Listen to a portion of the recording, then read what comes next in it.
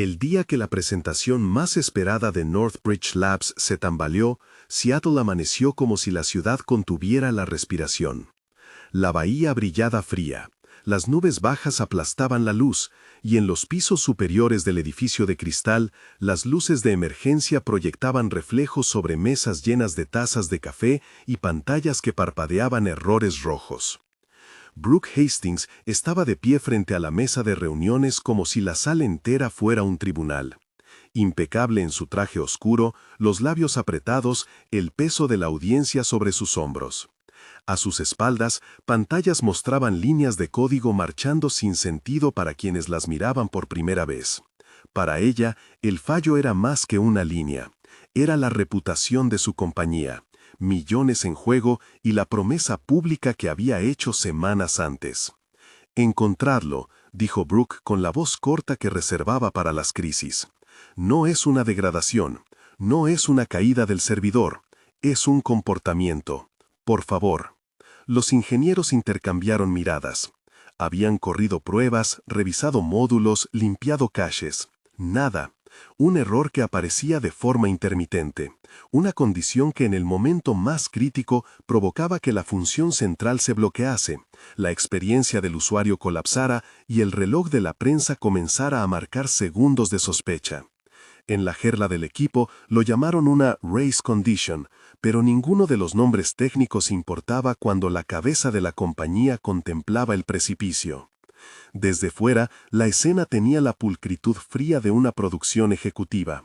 Desde dentro, sonaba como una partitura fuera de compás, con notas que caían a destiempo.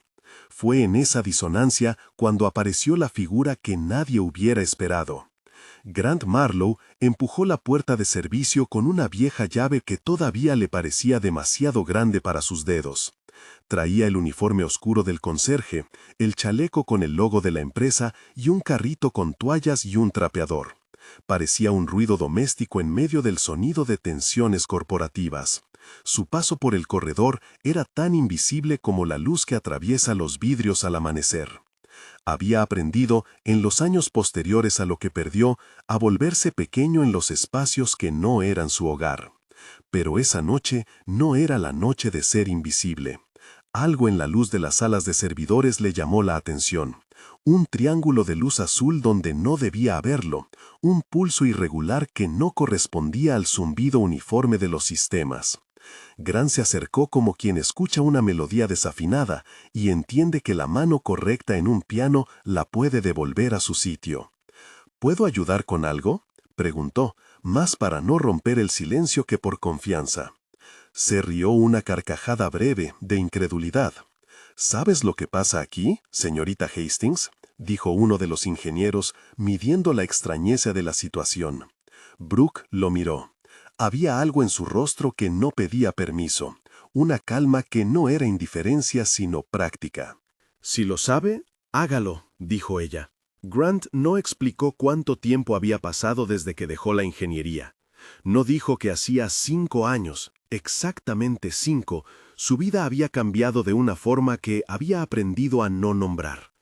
No contó que en su habitación había fotos de 2 niños que ya no respondían en las voces de la casa. Simplemente se acercó a la consola, puso las manos en el teclado y dejó que sus ojos hicieran lo que antes su mente hacía: traducir patrones, escuchar tiempo, sentir cómo las promesas y callbacks de la aplicación se entrelazaban como voces en una pieza musical. En menos de 20 minutos, lo que parecía un enigma insoluble se resolvió. Grant, con la lentitud precisa de quien ensambla piezas con respeto, escribió una corrección mínima. Cambió el orden de una llamada, ajustó una variable que parecía pequeña y con eso la función volvió a latir de forma estable. Las pruebas que habían fallado repetidamente se aprobaron y la pantalla dejó de escupir líneas rojas. La sala quedó en silencio y en ese silencio hubo una revelación doble.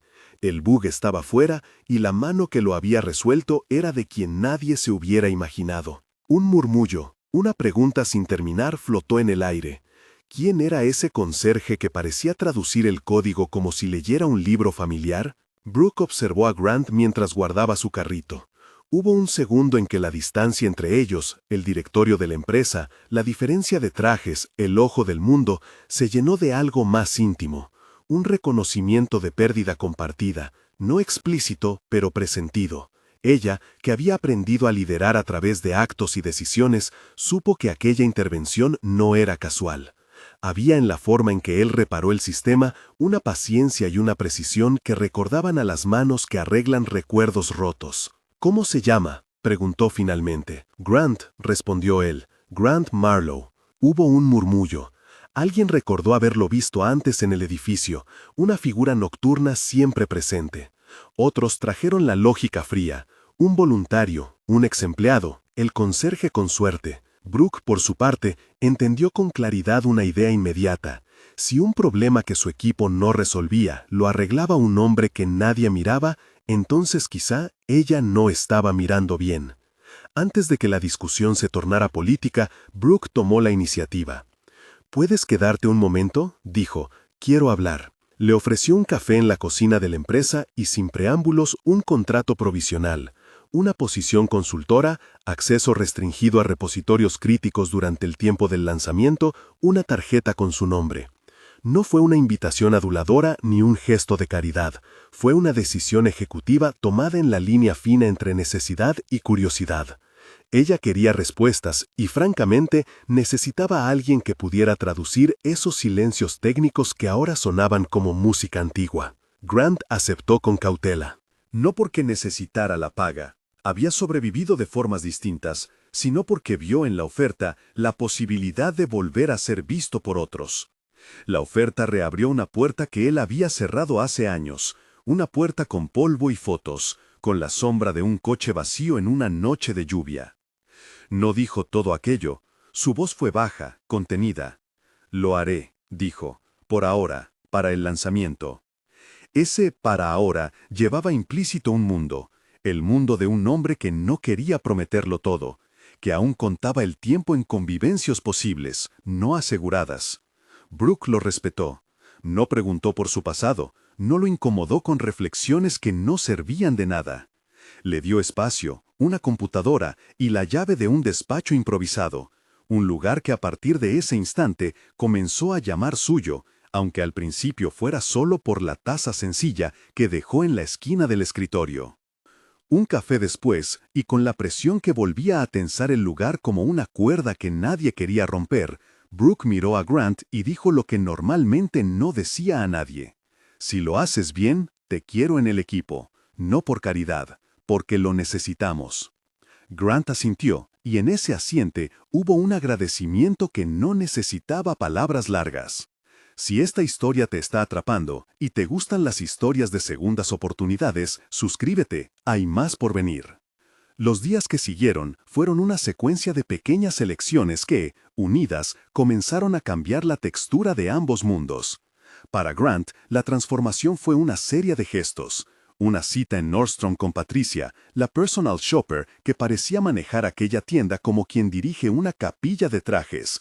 Un corte de pelo que no buscó volverlo irreconocible, sino presentarlo con un cuidado que decía tanto del hombre como del trabajo que estaba dispuesto a intentar. Para Brooke, la transformación fue la sensación extraña de que alguien afuera le devolvía su propia vulnerabilidad como si fuera un objeto que había dejado olvidado y que al tocarlo le provocara un ligero estremecimiento. La escena en Nordstrom fue más que un cambio de imagen, fue un rito de paso. Patricia presentó chaquetas y camisas como si fueran opciones de futuro. Grant se vio frente al espejo, no muy seguro de qué imagen esperaba encontrarse. Lo que vio fue una cara marcada por la pérdida, sí, pero también por una serenidad recuperada. Un traje no hace a un hombre, pensó, pero, como se decía en la empresa, la presentación importa. Y para Grant, esa presentación era un primer paso para volver a entrar en un mundo que lo había expulsado sin palabras 5 años atrás. Brooke lo observaba desde una distancia cómoda, con Brady a su lado, su hijo de 6 años que tenía la manera de mirar el mundo como si todo fuera un juguete por descubrir. Brady se acercó a Grant sin protocolo y le mostró un robot de juguete que había tenido en la mano. Grant, que no sabía jugar con orgullo y tensa curiosidad, dejó que el niño lo guiara. Hubo una escena de normalidad que fue, en su propia medida, salvadora. Un hombre, un niño, una risa quieta que no intentaba llenar vacíos, sino compartir un espacio. De vuelta en la oficina, la cotidianidad fue menos amable. El ascenso súbito de Grant, aunque no oficial todavía, provocó miradas frías. Curtis Bell, ingeniero senior con años de servicio, tenía la mirada de quien calcula pérdidas. Curtis era un hombre que había trabajado en Northbridge desde antes de que algunos supieran pronunciar la palabra startup, con una convicción profunda de que la jerarquía era el paisaje natural del esfuerzo. Ver a alguien vestido como conserje entrar en la custodia de repositorios críticos le resultó insoportable. No era solo envidia, se sentía traicionado por la lógica de mérito que él había defendido toda su vida. Si el mérito podía observarse en manos ajenas, ¿qué quedaba para quienes lo habían sostenido durante tanto tiempo? Curtis no hizo un escándalo, tenía demasiado cuidado para eso. Su arma fue la sospecha y la siembra de dudas en las conversaciones de pasillo. ¿Cómo es que ese tipo conoce lo que no supimos decodificar?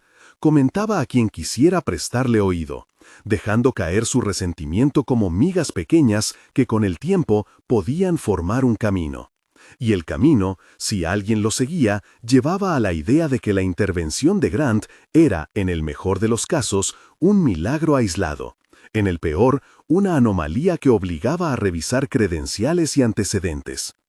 Lo que Curtis no sabía, o no quería saber, era que Grant había sido, antes de su silenciosa retirada, un lead engineer que había escrito software para resolver problemas que otros evitaban. Había conocido la música del código y cómo una estructura mal sincronizada podía romper una aplicación como una resaca rompe una melodía.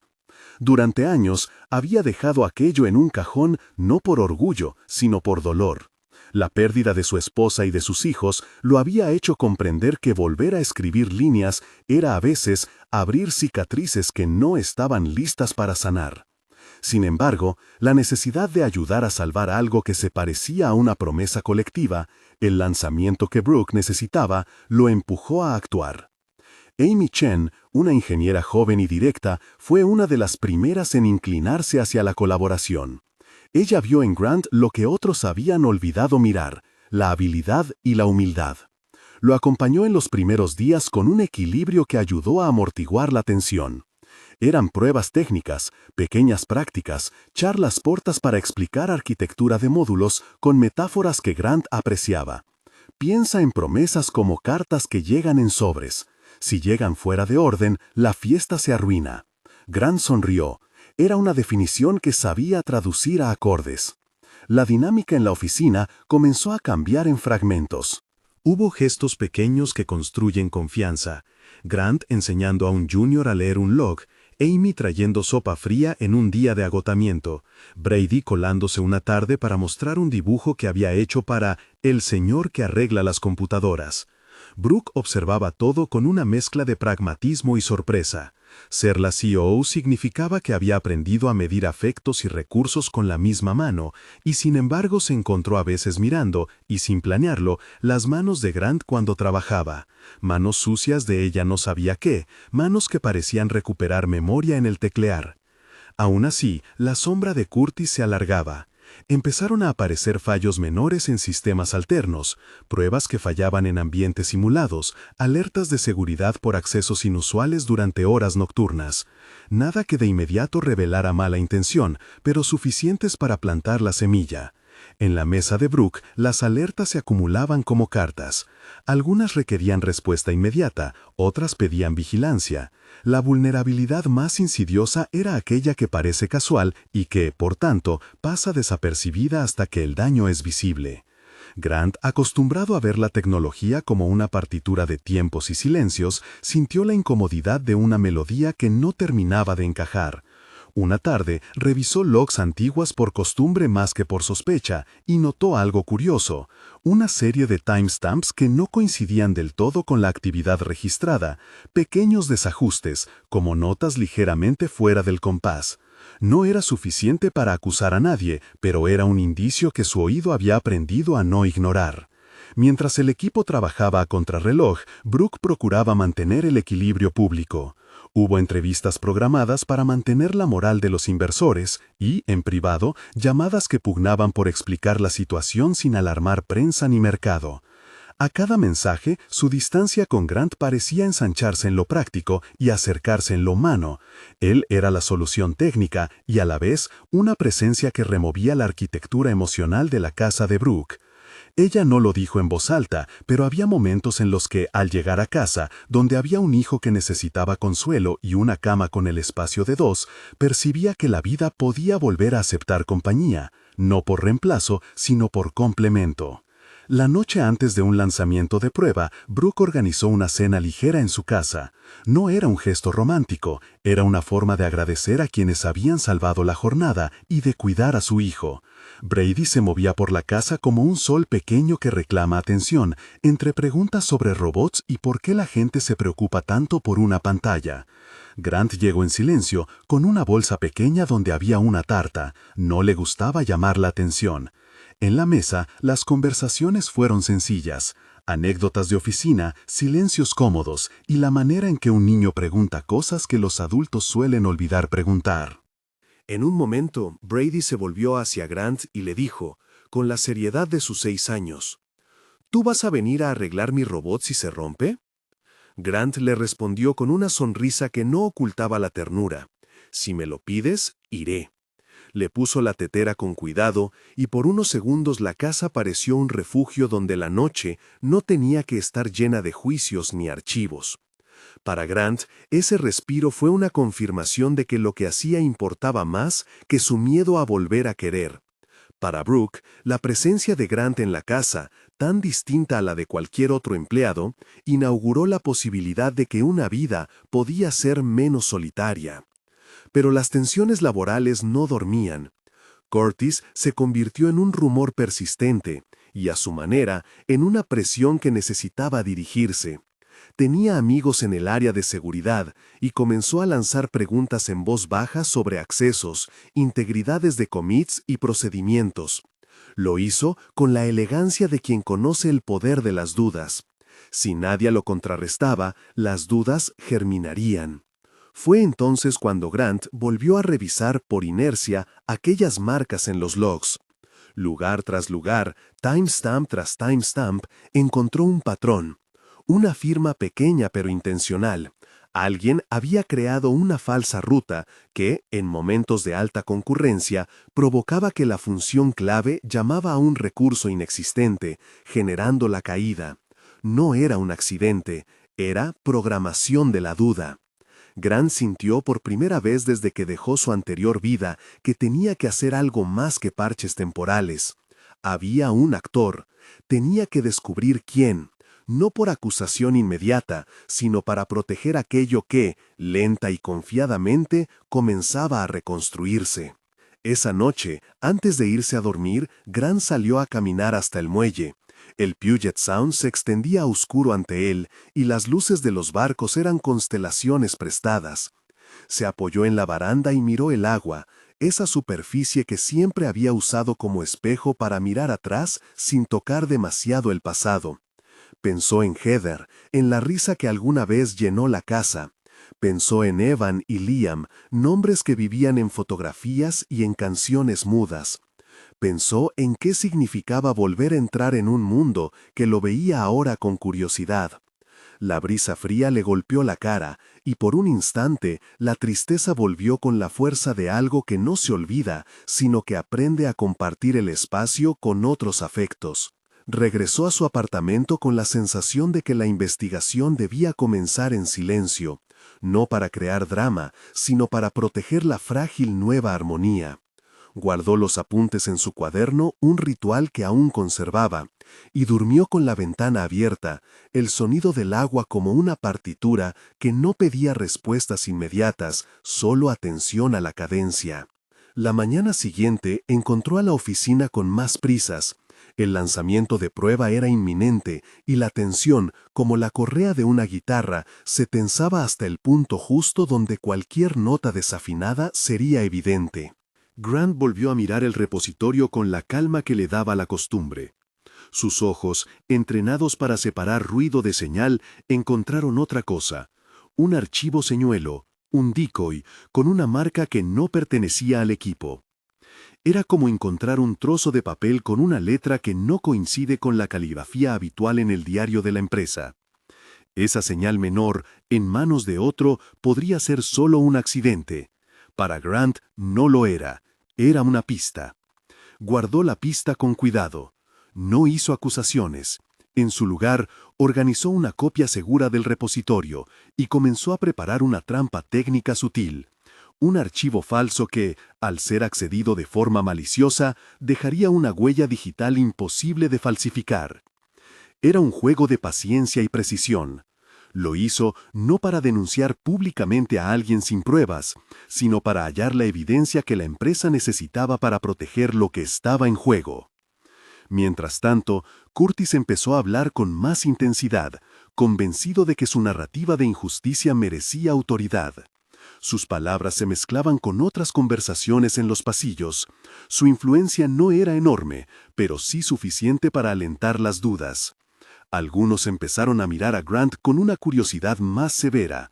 Otros simplemente observaron con la misma indiferencia con la que miran la lluvia caer contra el vidrio. En ese clima, algo cambió en la dinámica entre Brooke y Grant. No fue un paso dramático, sino un corrimiento sutil. Una confianza que se construyó en miradas y en decisiones compartidas. Brooke empezó a delegar en él no solo por necesidad técnica, sino por la intuición de reconocer a alguien que trabajaba con el mismo peso de pérdidas que ella. Hubo conversaciones largas en las que hablaron de planes y de miedos, y ratos cortos de silencio que terminaban en la complicidad de quien no necesita explicar una emoción para entenderla. Un día, mientras revisaban un informe, Grant dijo en voz baja: «Hay cosas que no se pueden ocultar durante mucho tiempo. El código recuerda, igual que el agua». Brooke lo miró, y en esa mirada hubo una mezcla de reconocimiento y alivio.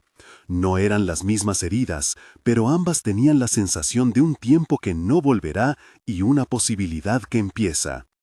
El primer bloque de tiempo desde que Grant apareció culminó en un lanzamiento parcial que, gracias a su intervención, no colapsó. Fue una victoria medida. La audiencia no se desbocó, los clientes no notaron fallos mayores y la prensa, al menos por esa noche, no encontró carnada. Para Brooke y su equipo fue un respiro que abrió expectativas. Para Grant fue la confirmación de que podía volver a hacer aquello que le daba sentido sin sentirse traidor de su pasado. Pero en la penumbra de las pequeñas victorias, la evidencia que Grant había ubicado seguía siendo una promesa de conflicto. Había manos que no coincidían con las huellas y había una línea que, si se seguía, llegaría a alguien dentro. No era un pensamiento que le diera descanso. Y mientras la ciudad seguía su ritmo, con sus luces en el agua y sus calles que no sabían el cuidado con el que algunos reparan melodías, la historia apenas empezaba a inclinarse hacia la siguiente nota. La línea que Grant había marcado en los logs no era un accidente. Era una invitación a descubrir una intención. En los 2 días que siguieron, trabajó con paciencia quirúrgica. No necesitaba demostraciones ruidosas. Preparó la trampa con el mismo respeto con que había reparado la función crítica.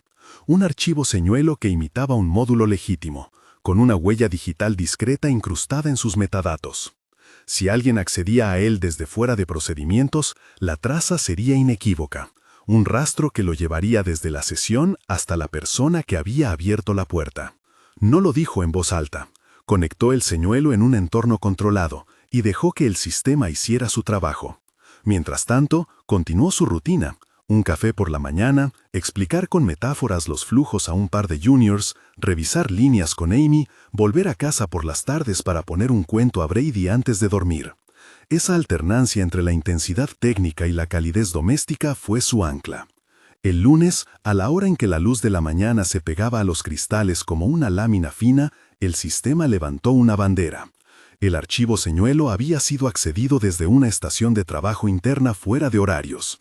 La firma digital se correlacionó con una cuenta de usuario que, por años, había tenido privilegios superiores. El rastro no era anónimo. Con prudencia institucional, Grant pidió a seguridad que trazara la máquina física. Amy y él esperaron en la sala de crisis mientras la información llegaba.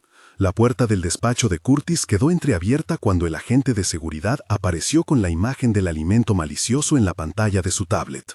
Para quienes no lo conocían, Curtis era imponente por su silencio. Era alguien que había trabajado noches sin fanfarria y que creía firmemente en la justicia del esfuerzo. La evidencia no buscó un espectáculo, solo puso piezas sobre la mesa. Curtis fue llamado a una sala aislada. La conversación fue privada, sin gritos, con la calma burocrática que precede a las decisiones. Frente a Brooke, Grant y una representante legal de la empresa, Curtis no tuvo la teatralidad de un villano. Su rostro, curtido por años de responsabilidad, mostró una mezcla de rabia y vergüenza. No negó los hechos. Cuando la letrada le explicó la magnitud de lo ocurrido, la intención de desacreditar un compañero, la manipulación de rutas críticas que podían provocar caídas en picos de carga, se le quebró la voz. «Necesitaba que me vieran», dijo con la honestidad bruta de quien cae en la propia trampa que construyó. Su argumento no justificaba el daño, pero explicaba el motor.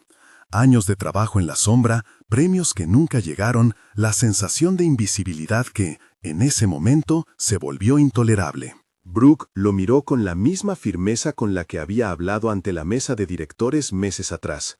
No buscó humillarlo ni darle espectáculo. La justicia de la empresa tenía protocolos.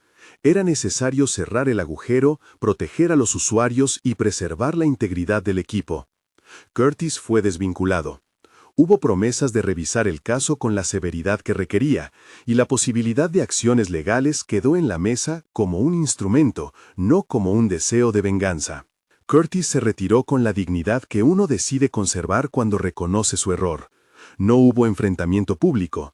El suave rumor de su salida se extendió por los pasillos con el amargor de las cosas que terminan mal. Para algunos fue un alivio, para otros una derrota.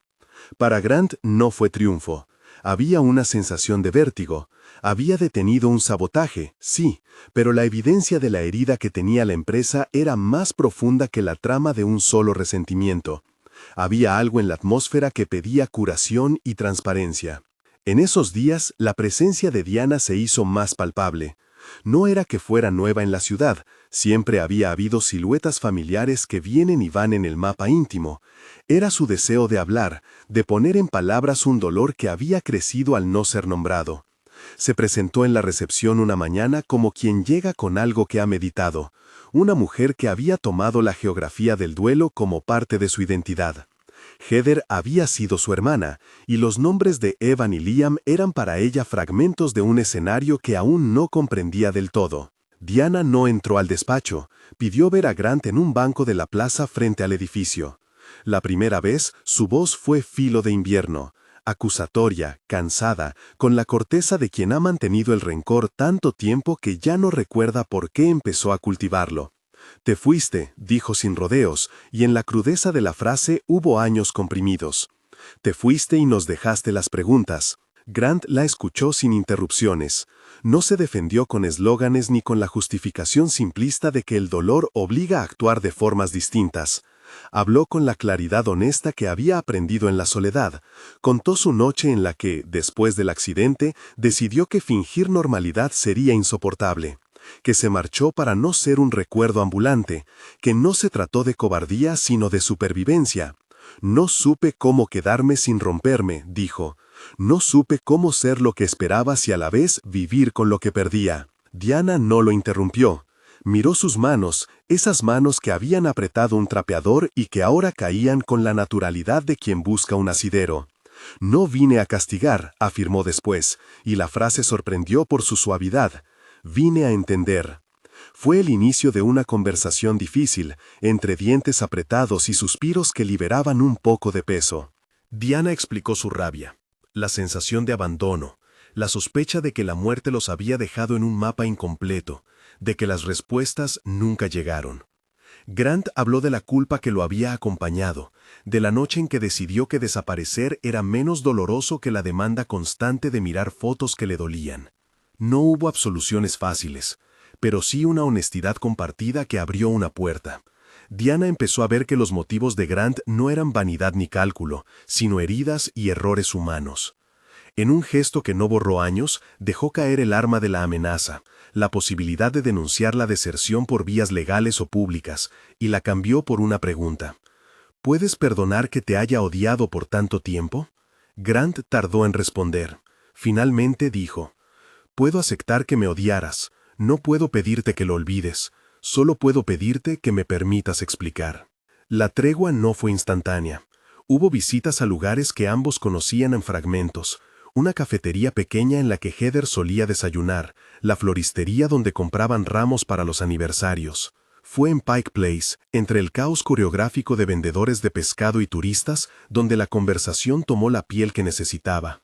Allí, el bullicio servía como una cortina que les permitía decir cosas que dolían, pero que ya no necesitaban ser gritos. Diana habló de la culpa que había sentido por no haber podido proteger a su hermana. Grant habló de su torpeza para quedarse, y de las noches en que se preguntó si había sido egoísta o simplemente incapaz de sostenerse. Al final del día, la plaza no cerró heridas de manera milagrosa, pero sí dejó una constelación de pequeños acercamientos, una disculpa, una foto compartida, la memoria de risas que no iba a volver pero que podía ser honrada de otra manera. Diana empezó a comprender que lo que ella había llamado abandono, para Grant, había sido un modo de no hacer daño. No fue perdón inmediato, fue el inicio de una decisión, caminar hacia una posibilidad de reconciliación. Mientras esas conversaciones se desplegaban, en la oficina la normalidad iba encontrando su ritmo. Amy, fiel a su naturaleza, fue un puente para muchos. Organizó reuniones de equipo que fueron más que reportes, los convirtió en puestas en común donde la técnica y lo humano se tocaron. En una de esas reuniones propuso un ejercicio sencillo, cada quien explicaría un fallo que le había marcado y lo que aprendió de él. La idea fue tomada con sospecha al principio, pero terminó abriendo el espacio para que la vulnerabilidad no fuera percibida como debilidad, sino como experiencia compartida. Grant contó, en términos técnicos y humanos, cómo una función mal orquestada podía derrumbar no solo una app, sino la confianza en un equipo.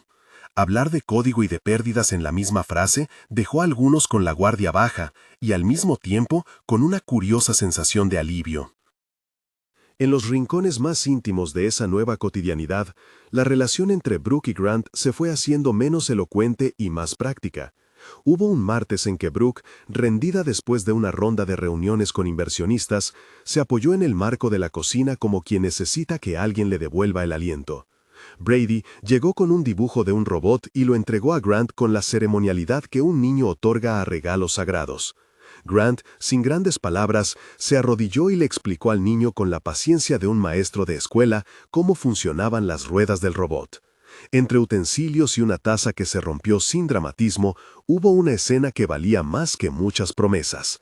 Brooke observó a Grant ayudando a su hijo sin buscar protagonismo. Fue en ese gesto que algo se afianzó para ella, no como una decisión, sino como una certeza de que la presencia de Grant no empañaba el recuerdo de lo perdido, lo complementaba. La tensión dejó de ser solo externa y se convivió con una inquietud interna en Grant. ¿Merecía él la posibilidad de reconstruir una vida que fuera, de nuevo, alegría, sin traicionar los nombres que guardaba en su cartera? La pregunta no obtuvo una respuesta clara, porque no era una dicotomía.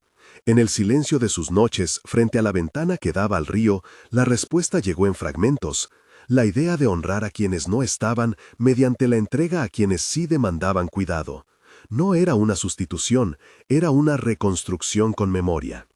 Con el tiempo, Brooke empezó a delegar más, y en esa delegación surgieron cenas de trabajo que no lo parecían, conversaciones de proyectos mezcladas con preguntas sobre cómo criar a un niño que todavía preguntaba por qué a veces su mamá suspiraba. Una de esas noches, tras una presentación que salió mejor de lo esperado, Brooke miró a Grant y le dijo algo que la tomó por sorpresa a ella misma. «Gracias por quedarte». No era una frase grandilocuente, era la súplica silenciosa que el cansancio escribe en voz baja. Grant respondió con la quietud de quien no promete lo imposible. No he venido a sustituir, he venido a ser parte. El tiempo siguió su curso. Meses de trabajo sólido, pequeños hitos, risas tímidas en la cocina y confianza profesional que se solidificó en entregas exitosas. Amy se consolidó como testigo y amiga, Patricia siguió con su ojo certero para la ropa, y James, el chofer, se convirtió en una suerte de confidente tácito que llevaba a Grant a reuniones con una discreción que ambos apreciaban.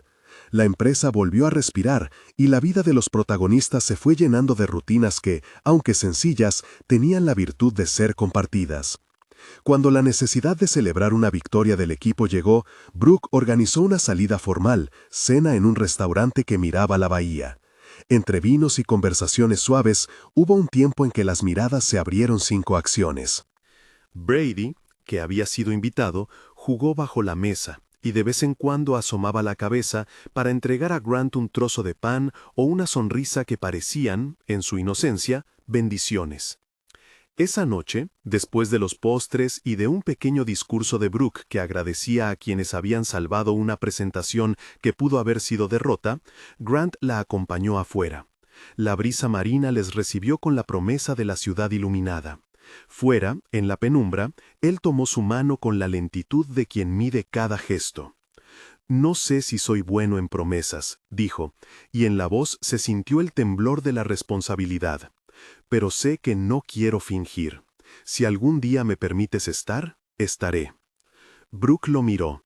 No era requerida la teatralidad de un contrato más, lo que venía era un acuerdo de confianza. «Hay algo de lo que no te he dicho», confesó ella, con la honestidad que reserva para los pocos que han entrado en su casa y en su silencio. «Tengo miedo, no por lo que fue, sino por lo que significa volver a confiar». Grant le respondió con una frase sencilla. «Entonces, hagamos que la confianza sea un acto, no un discurso». Fue el momento en que decidieron caminar con cuidado, sin anular el pasado, pero dispuestos a no dejar que el miedo definiera su porvenir. Fue después de la consolidación del equipo, en una mañana clara, cuando llegó una invitación inesperada. Diana quería encontrarse de nuevo, esta vez no para acusar, sino para ofrecer un cierre. Propuso ir al Memorial Park, el lugar donde había una banca con placas dedicadas, un lago con patos que cruzaban sin prisa y una franja de césped donde el viento contaba las historias de otoño. La cita fue solemne por su simplicidad. En la banca, con sobriedad y respeto, Diana dejó las palabras que necesitaba pronunciar. Habló de la culpa, de la rabia que había alimentado, de la sensación de abandono que la había vuelto protectora hasta la extenuación. Confesó que en el tiempo que Grant se había ido, había mirado las fotos de su hermana con rabia y también con ternura, y que en cierto modo se había encerrado en la certidumbre de que su odio era un escudo para no confrontar su propio dolor. «Quería culpar a alguien que se fuera por no saber cómo quedarse», dijo, «pero ahora veo que la culpa no me dio consuelo, me dio soledad». Grant respondió con la apariencia de quien dispone de pocas explicaciones y muchas disculpas. Habló de la culpa que lo había llevado a marcharse, de las noches en que pensó que su presencia sería una constante sombra para cualquiera que intentara vivir una vida nueva. «Si te hice daño por callar, lo siento», dijo.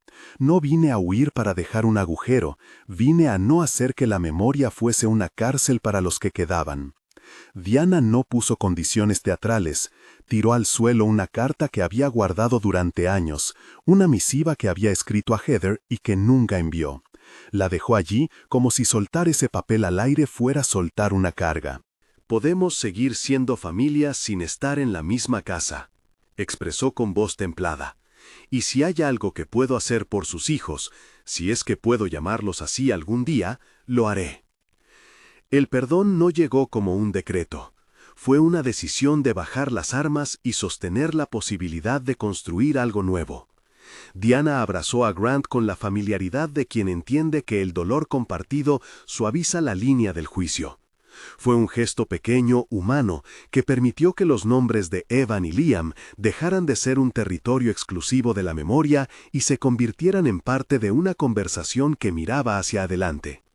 La reconciliación con Diana no borró el pasado, lo honró, y al hacerlo allanó el terreno para que se consolidara algo que, desde hace tiempo, se tejía con paciencia, el querer sin apresuramientos. En alguna tarde donde la lluvia bate los cristales con ternura, Brooke y Grant se encontraron en el porche de su casa. Habían aprendido que las palabras de compromiso valen cuando se acompañan de acciones. Grant sabía que pedir una vida juntos sería pedirle a Brooke que abriera un cuarto que aún contenía recuerdos. Brooke sabía que aceptar era no negar ese mobiliario, sino comprenderlo.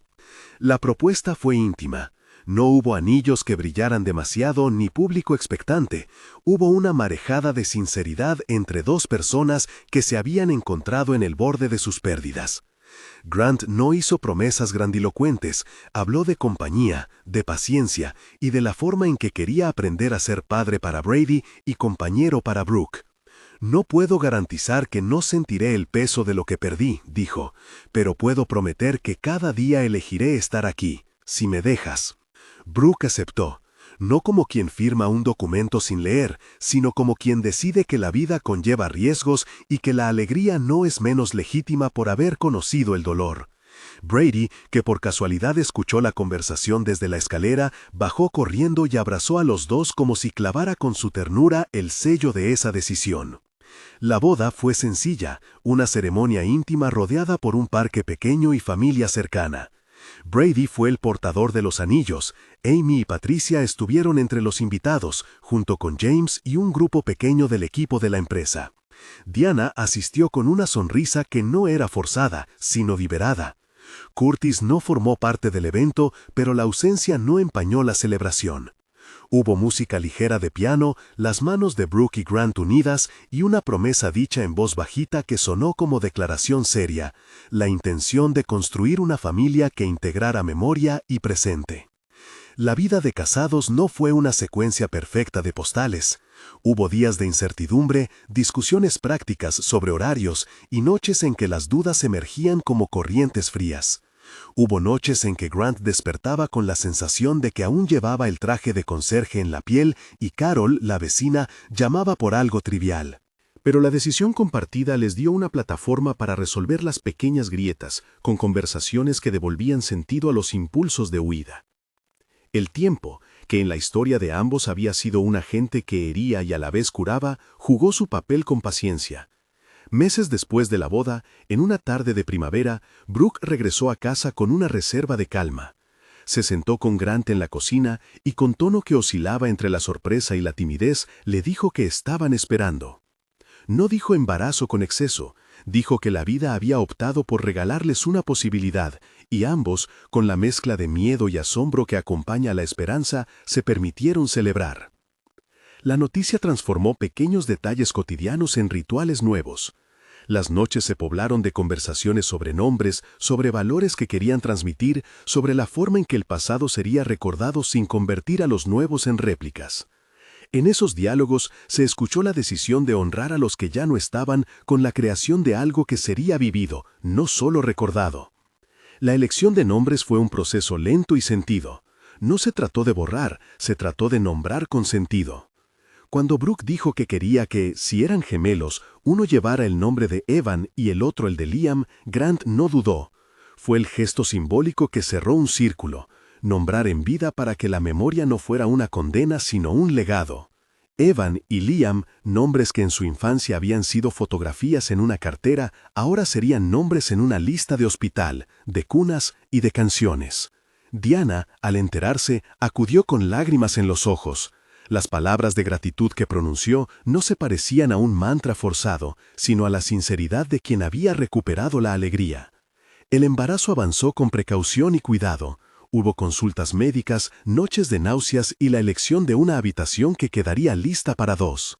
Brady decidió que él sería el hermano mayor que protegería. Se ofreció a ayudar con la compra de ropa y a leer capítulos de cuentos. Grant, por su parte, se volvió aún más meticuloso en su trabajo, pero con una serenidad nueva. La necesidad de proveer no era ahora una carga, sino una motivación que equilibraba su sensibilidad. Brooke, fuerte y vulnerable, llevó el embarazo con una mezcla de pragmatismo ejecutivo y ternura doméstica. Los meses concitaron alegrías sencillas, conversaciones para elegir pañales, el instinto de Brooke para organizar horarios, la manera en que Grant arreglaba una cuna como si ensamblara una promesa. En la oficina, el equipo celebraba con discreción, comentarios en los pasillos, una tarta para el baby shower organizada por Amy y Patricia, un regalo pequeño y sentido. Las luces de la ciudad siguieron su curso indiferente, pero en la casa de Brooke hubo una nueva luz, templada como el brillo del sol sobre el agua tranquila. Llegó el día. El parto fue una sinfonía de esfuerzos profesionales y respiraciones compartidas. Brady, que fue autorizado a estar algunas horas antes, permaneció en la sala de espera como si fuera su puesto de vigía. Cuando nacieron, lloraron juntos, no por el dolor del pasado, sino por la confirmación de que la vida seguía, multiplicada. Fueron gemelos, tal como habían pensado, fuertes y con manos que cerraron inmediatamente el dedo de sus padres con la tenacidad de quien llega con prisa a reclamar su lugar. Diana estuvo allí, en la habitación, sosteniendo la mano de Grant como una ancla que abarcaba el drama y la ternura. No faltaron los nombres. Evan fue el primero en abrir los ojos como si respondiera a un llamado antiguo. Liam siguió con la calma de quien escucha la melodía de la casa nueva. Cuando Brooke susurró sus nombres por primera vez, el aire se llenó de algo que se acercó a la liberación. La memoria no se había borrado, pero se había hecho nueva, integrada en una familia distinta que llevaba sus huellas con orgullo. Los días que siguieron al nacimiento fueron un aprendizaje. Se equivocaron en la manera de envolver a uno, descubrieron la preferencia de llanto del otro, y rieron cuando Brady declaró que Evan prefería colores azules.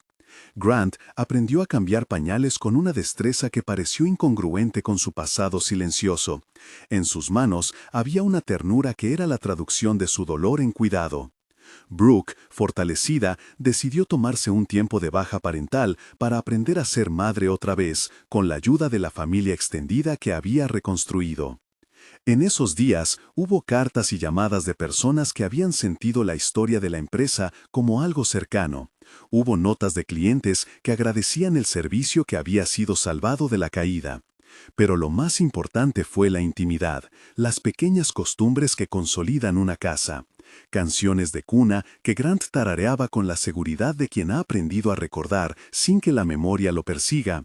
Fotos en la mesita de noche que mostraban a Evan con los ojos abiertos y a Liam durmiendo como quien confía. Un dibujo de Brady que decía «Mis hermanos» con las letras torcidas y enormes. No todo desapareció.